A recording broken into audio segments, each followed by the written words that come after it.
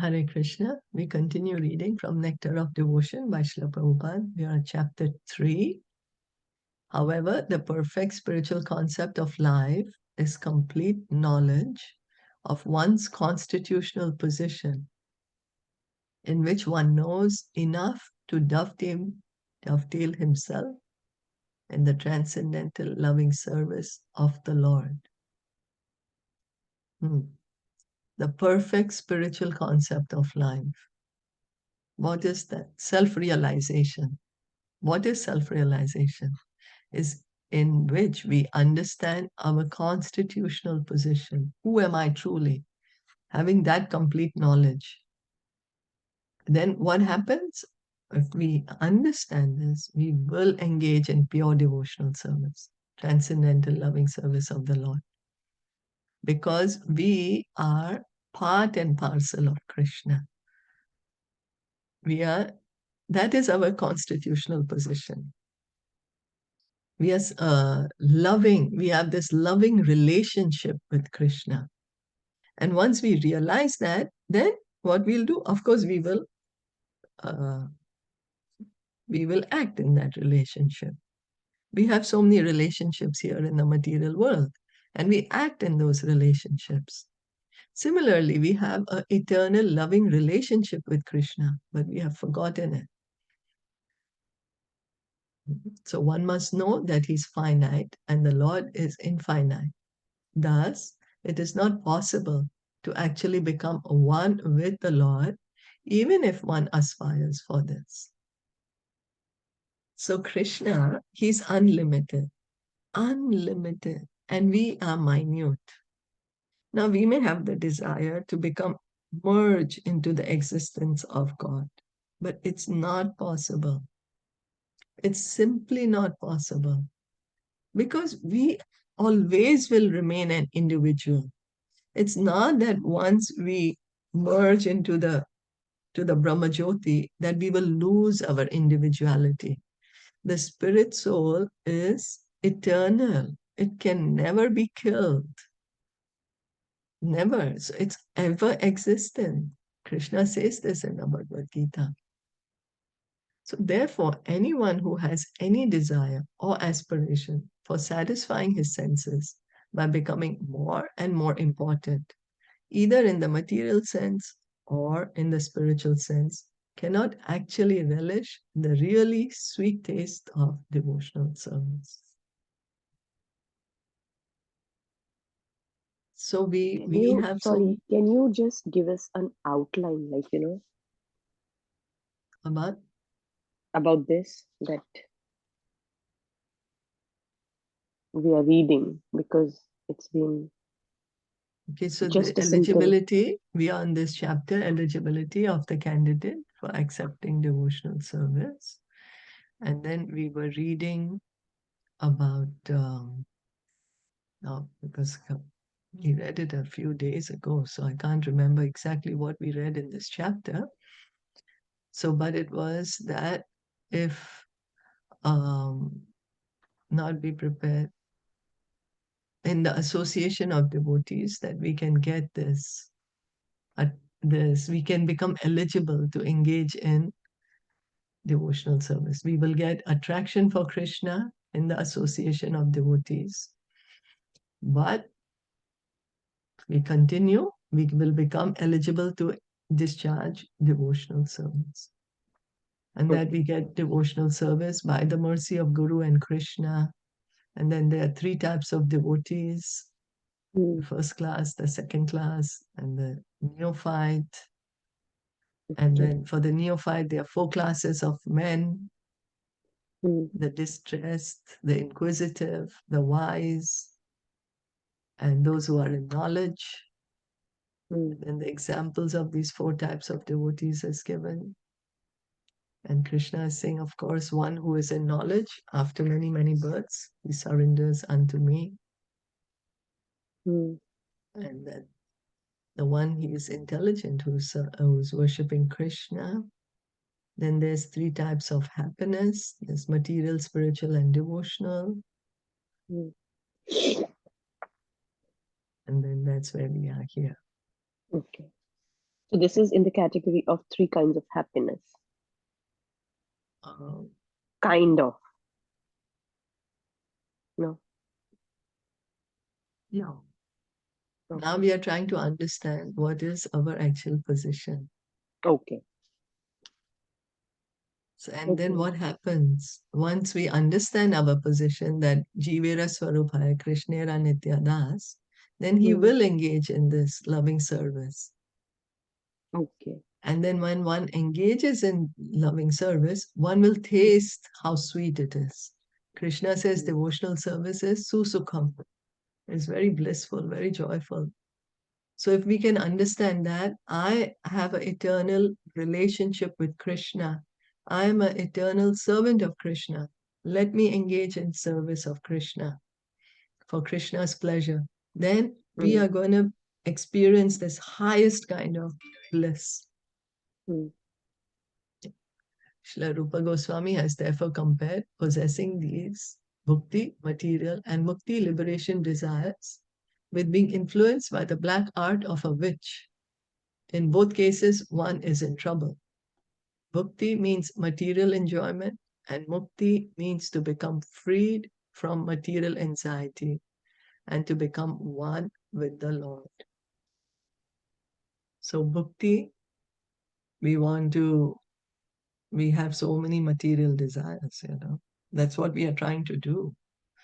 We want to enjoy. We say, this is for my enjoyment. Oh, if this happens this way, I will enjoy. Let me do this, I'm going to enjoy. We think so much of this enjoyment. And then one day we get frustrated. And then we say, oh, everything's false. So that's bhukti and mukti. So these desires are both being compared to haunted by ghosts and witches. Because while these aspirations for material enjoyment or spiritual oneness with the Supreme remain, no one can relish the actual transcendental taste of devotional service. Till the time we have these desires for liberation. Well, liberation means in this, what they are trying to say is that if we want to become God, you know, liberation for a devotee means that he wants to personally associate with the Lord. So if we have the desire that I want to become God, or if we have the desire, I want to enjoy this material world, these desires are called, they're compared that we have been put a spell. You know how people say, oh, somebody's done jadoo on this person, and that's the reason this person is not in his senses anymore. So we are acting that way. We are acting that we are not in our senses anymore. Why? Because actually we are spirit souls. We are spirit souls and we are completely enamored by Maya Devi, completely. And then we have there's so many desires and we want to become God and we have desire to enjoy this material world. Until the time we have this, we will not be able to actually taste the sweetness, the spiritual uh, bliss of engaging in devotional service. A pure devotee never cares for So is it liberation. means that until we are under the spell of our, um, like we want to fulfill our desires, until then we won't be able to experience the bhakti, right? Yeah. So like our eligibility for that. So that means we won't be eligible um, to feel bhakti until we are under the spell of our own desires. Like we want No, to no, no, no, no. fulfill. No. No, no, no, no. Wait. Eligibility we read earlier is Okay. that anyone, if he has an attraction, unflinching attraction to Krishna, Hmm. becomes eligible to discharge Okay. devotional service. Okay. Uh, and this attraction Okay. we get when we get associate with devotees. Devotee. Okay. Yes. Now what we are reading is till the time we still have material desires or desire to Okay. become God, we will Okay. not be able to taste the sweetness of Okay. Okay. pure devotional service. Okay. Okay. Perfect. Okay. Thank you. Okay. So just trying to find where we were. Yeah. A pure devotee never cares for liberation. Lord Chaitanya Mahaprabhu prayed to Krishna, my dear son of Nanda, I do not want any material happiness in the shape of many followers, nor immense opulence and wealth, nor any beautiful wife, nor do I want cessation from material existence. I may take many births one after another, but what I pray from you is that my devotion unto you may always remain unflinching. So, this is what a pure devotee is praying for. Lord Chaitanya is teaching us that the pure devotee, he's saying, I don't want wealth, I don't want followers, I don't want to enjoy with a beautiful man or a woman, but what I want is I just want to engage in your devotional service. I just want that. The attention of a pure devotee is so much attracted to glorification of the Lord's pastimes, name, qualities, forms, etc., that the devotee does not care for mukti. It's because he is with Krishna. He's hearing and chanting the whole day. He's remembering Krishna the whole day. He's worshipping Krishna the whole day. He's completely on the liberated platform. So he does not care where he is. And that's the reason Srila Bilva Mangal Thakur has said, if I'm engaged in devotional service unto you, my dear Lord, then very easily can I perceive your presence everywhere. So this is the pure devotee. He's always with Krishna. That's why he's not separately asking that, oh Krishna, that I want liberation, because he's always with Krishna. He cannot forget Krishna even for a moment. Everywhere he looks, he's seeing Krishna. Oh, this is Krishna's energy. This is Krishna's sun. The sun and moon are the eyes of the Lord. Then he's hearing and chanting about Krishna. So he's with Krishna all the time. As far as liberation is concerned, I think liberation stands at my door with folded hands, waiting to serve me. So this is Bilva Mangal Thakur. He's a very great devotee. And he says that he doesn't want liberation. Liberation is already there. Pure devotional service begins from the platform of liberation. Krishna says in Bhagavad Gita, chapter 18, that Mad Bhaktim Labate Param. On the Brahmabhuta platform, one gets this pure devotional service. So a pure devotee is already liberated. To pure devotees, therefore, liberation and spiritual emancipation are not very important things. What the pure devotee is doing is he wants to please Krishna. He wants to be situated in this loving relationship with Krishna. In this connection, in the third canto of Srimad Bhagavatam, chapter 25, verse 36, Kapila Dev has advised his mother Devati as follows. My dear mother, my pure devotees are charmed by seeing my different forms, the beauty of my face, the structure of my body, so enchanting. So the pure devotees, they really can relish the beauty of Krishna. They get, and when we love someone, then we are seeing their photos so many times. Oh, how they're looking. Oh, we try to see more closely, see. So similarly, the pure devotee has so much love for Krishna. He's seeing his forms, he's hearing about them, he's seeing the face of the deity, and he's feeling so enamored. My laughing, my pastimes, and my glance appear to them so beautiful that their minds are always absorbed in thoughts of me, and their lives are dedicated fully unto me. Although such people do not desire any kind of liberation or any kind of material happiness, still I give them a place among my associates in the Supreme Abode.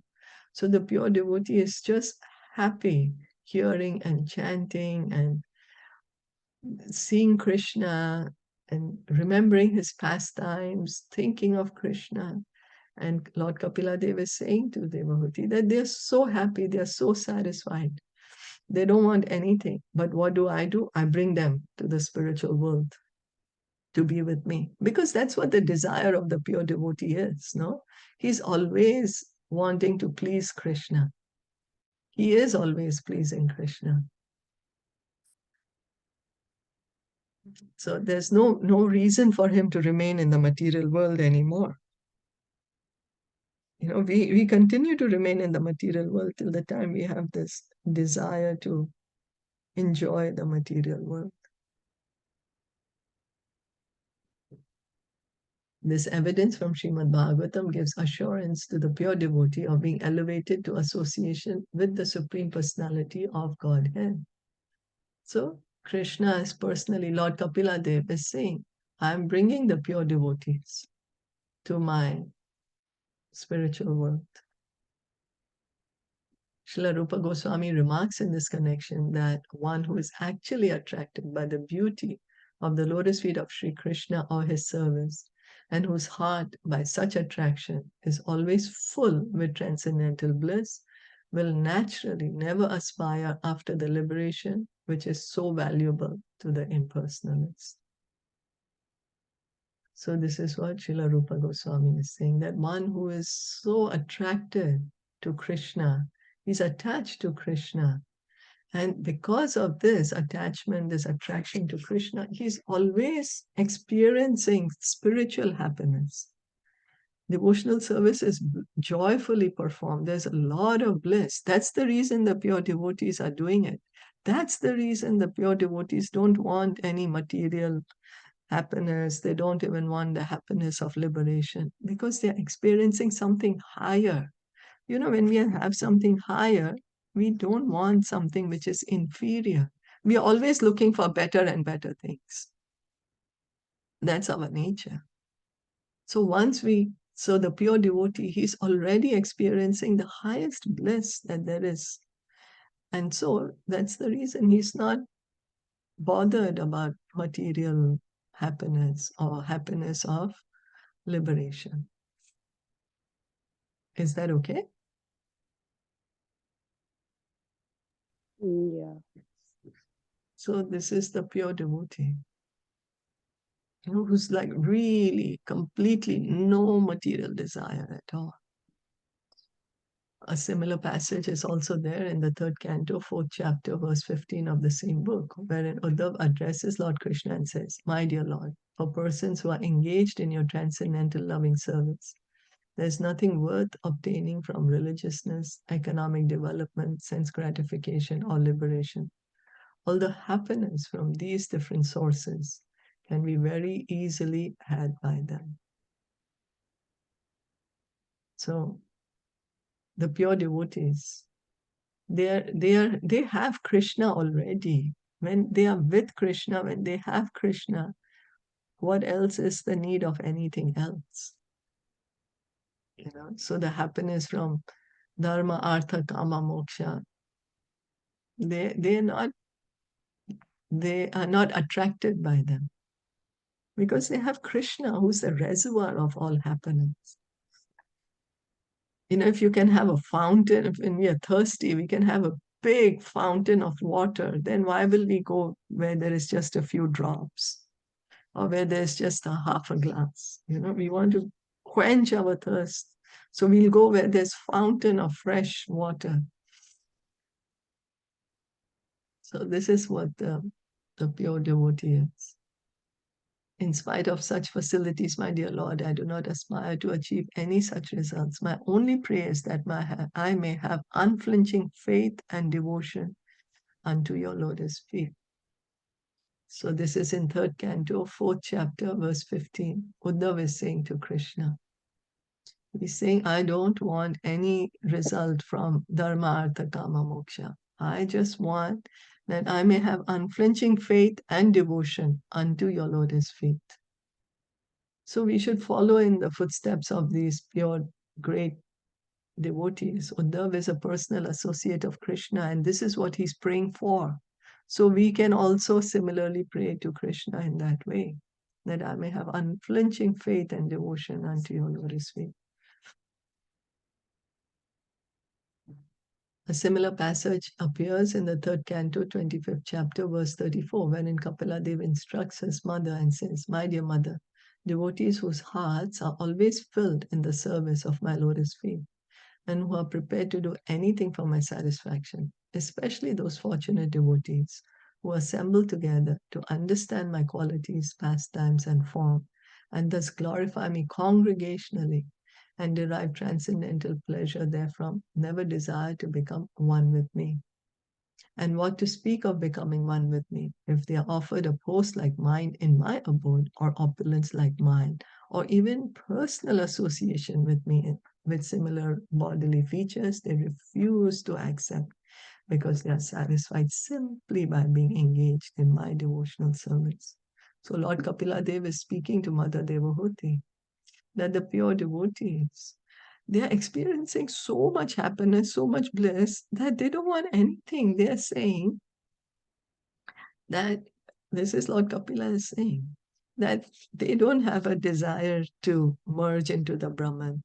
Now, if they are also given a post to come and stay, in any of these, what he's speaking is the five kinds of liberation, that they don't want this five kinds of liberation. They don't want opulence like mine or look like me, or they don't want to live on the same planet and me. What are they feeling so happy about? They are simply engaged in pure devotional service.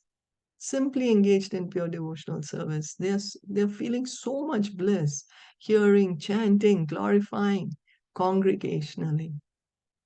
Congregationally. Now, we may say we also hear and chant congregationally. Where am I feeling this? I still have so many desires. But gradually, everything will come. We still have, you know, and the more we hear and chant, the more our heart will get clean. And then the more the heart will get clean, the more we will be able to feel the bliss of devotional service. Is that okay? Yes. Mhm. So because we go around thinking this or that will give me happiness, but only Krishna can give us happiness. So the more, and we are not able to understand that. So what we can do is we regularly continue to hear and chant, hear and chant. Mm. In Srimad Bhagavatam, 4th canto, 9th chapter, verse 10, King Dhruva says, "My dear Lord, the transcendental pleasure derived by meditation upon your lotus feet, which is enjoyed by the pure devotees, cannot be approached by the transcendental pleasure derived by the impersonalist through self-realization." So how can the fruitive workers, who at most can aspire to promotion to the higher heavenly planets, understand you? And how can they be described as enjoying a happiness similar to the devotee's happiness?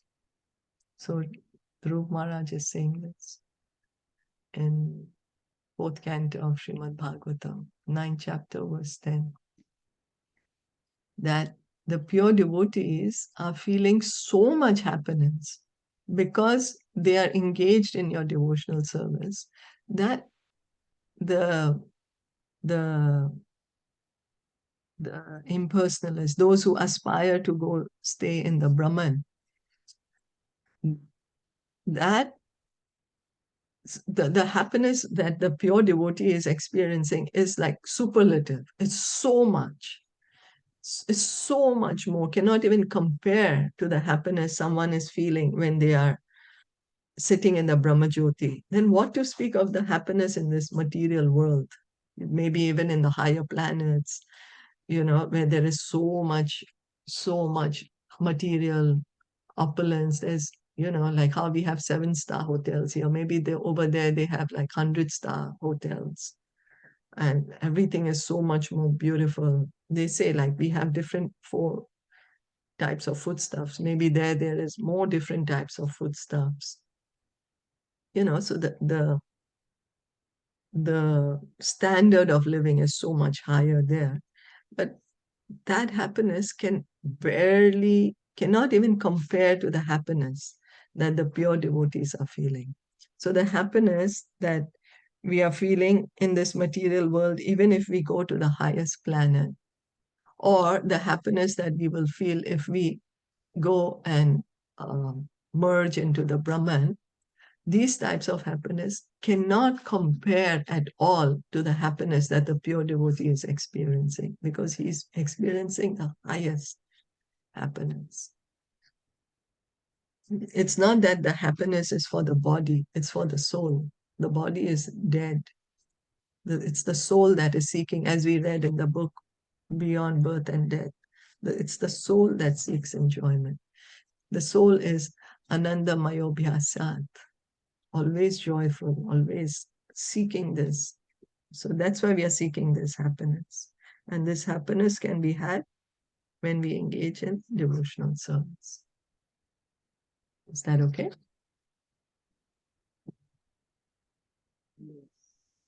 Yes.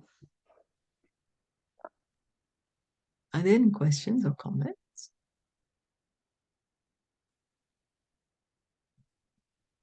No. Okay. Thank you so much. Thank you for listening and joining in. Shila Prabhupada ki jai, Gaur Bhakta Vrinda ki jai.